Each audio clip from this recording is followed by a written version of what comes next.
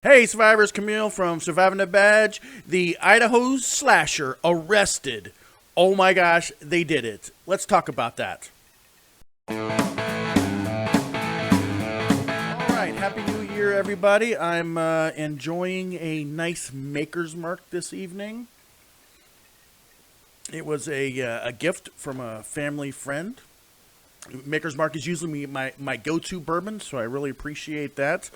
Oh my god, look at my hair. It's a mess. I've been off for 2 weeks. I need to get a haircut. I look like a hippie.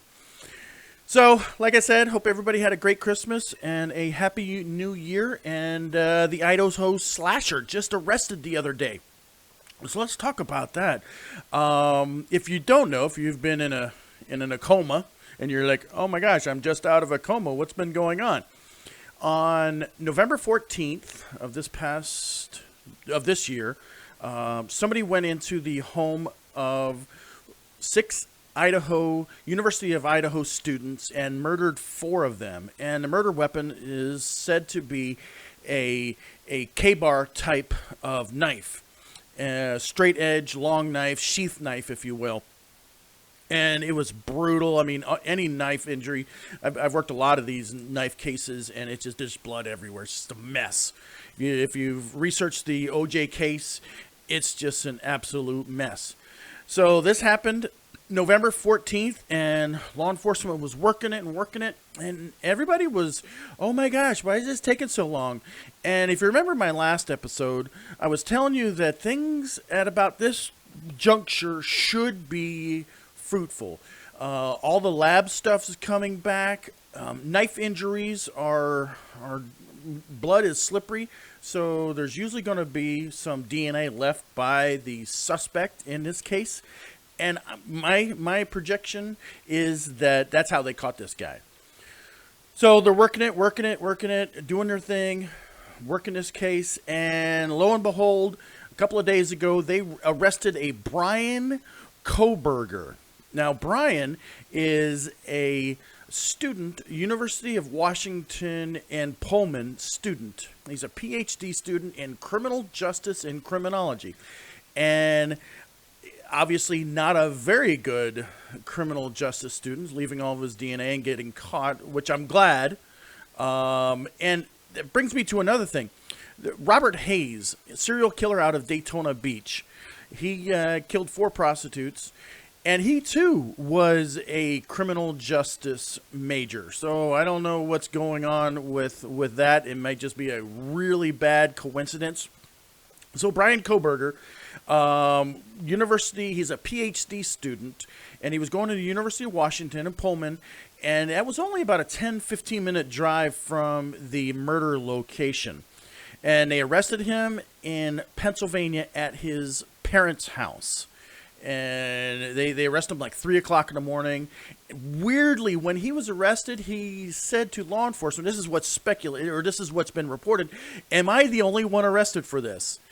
And that's a really weird statement to make. And everybody's kind of shaking their head about what that might mean.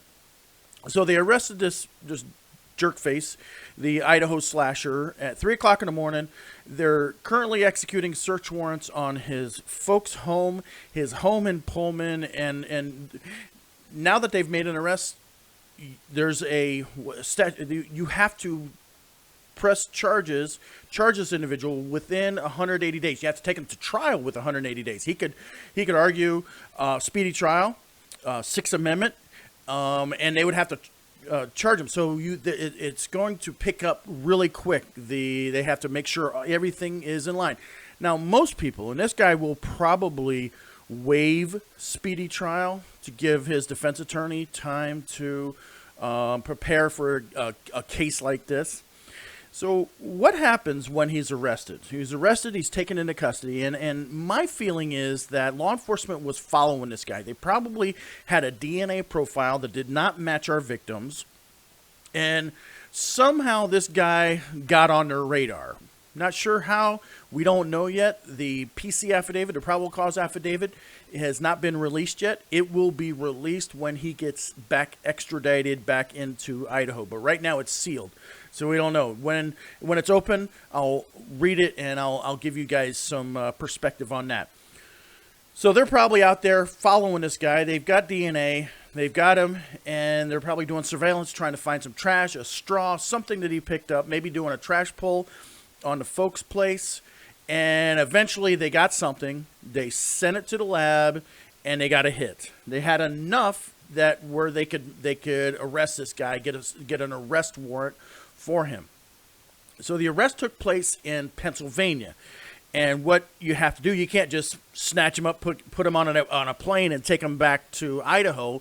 You have to go through the extradition. Even though it's in the United States, state versus state. So Tuesday, they're going to have an extradition hearing.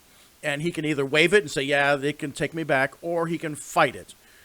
It doesn't matter if he fights it or not. They're going to eventually bring him back to Idaho to face these charges. And when that happens in the next few days, the PC affidavit will be released. So when the law enforcement officers, the detectives, got to Pennsylvania, I've worked a lot of these cases, and I know what is going on with these guys. Because of the Constitution and the Sixth Amendment, as soon as they put the habeas corpus on this guy, as soon as they arrested him, they had probably already had a location set up for an interview. So they bring him down to an interview. They're going to Mirandize him. Custodial interrogation requires that he's read Miranda, and hopefully he gives a statement. And the law enforcement wants to be ready and has to do it right then and there before he's taken to the to jail and has first appearance. Because at first appearance, he's issued a bond, which no bond in this case, but typically there's a bond, and they're given an attorney to represent them. As soon as that happens, they have Sixth Amendment. The Sixth Amendment comes into play, and law enforcement is not going to have another shot at this guy because the attorneys are going to say, "No, don't talk to the cops. What are you, an idiot?" So that's why, as soon as they arrested this guy, I'm sure they swept him off to the local PD, and they had everything set up, everything ready to go. They had prepared for this interview, and hopefully he gave a good interview when all this happened. So he's been in a jail, and he's going to be extradited soon. If you looked at this guy, he's an oddball. Now, John and I have a differing of opinion. I think this is a random case for him. I don't believe this guy has any connection with these 4 victims. John thinks that he was a spurned lover or spurned individual of one of the victims. This guy, Koberger, 28 years old, and our victims are 20 and 21. Different universities. I think if you look at his Reddit questions and his just some of his background, my gut is telling me that this was a random. And I told this to my wife, and she's like, "You're crazy." Well, there are crazy people out there. I think this guy was so into research, and he had a broken brain that he wanted to know what it felt like and what it was to kill somebody. And he ended up killing 4 somebodies. I don't think there's a connection here. Now, obviously, I've been wrong about some things. I was right about some things, too. I was right that some things were going to happen very quick. It's about that time that CODIS was running and results were coming back from the lab, which I was right about that. I was not necessarily right about the transient nature of this individual. Nobody has a crystal ball. Okay, it's all experience and education.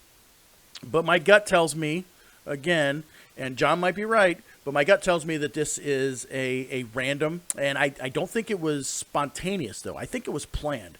I think he sought out some people to go after, and I think he sought these individuals and college, and it just, to me, that's what this seems like, because there hasn't been, and there would have been some reporting if there was a connection between this guy and any of the victims. And there's been none of that. And there's been a crap ton of reporting going on in this case. And there's been absolutely nothing that has connected this guy to these victims. And you know, the internet sleuths, they're all over it. They're on it like a bum on a ham sandwich. And there's been nothing. We would have heard about it.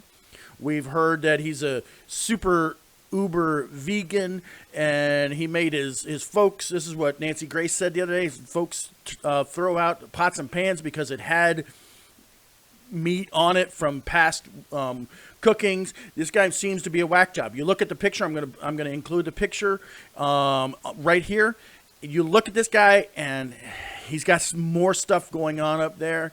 He's not crazy. It's crazy what he did, but this was methodical. It was planned out, and he just didn't, thank God, do it where he wouldn't get caught. That's my guess. You tell me, what do you think the motivations were in this case? Why did he do this? What was the motivation? And understand this, that the state does not have to prove motive. The state does not have to prove motive at all. It helps with the jury, them to understand. The state doesn't have to prove motive. But you tell me in the comments below what you think the motives are in this case. And if you have any ideas or anything else you want me to cover, put that in there. Also, please like and subscribe. And we're working on 500 and then 1,000 subscribers so that we can get monetized. While you're at it, check out our sponsors, and I'm going to put some information on that. If you have any questions, let me know. If you have any comments, let me know. Always at Surviving the Badge, we still got your 6.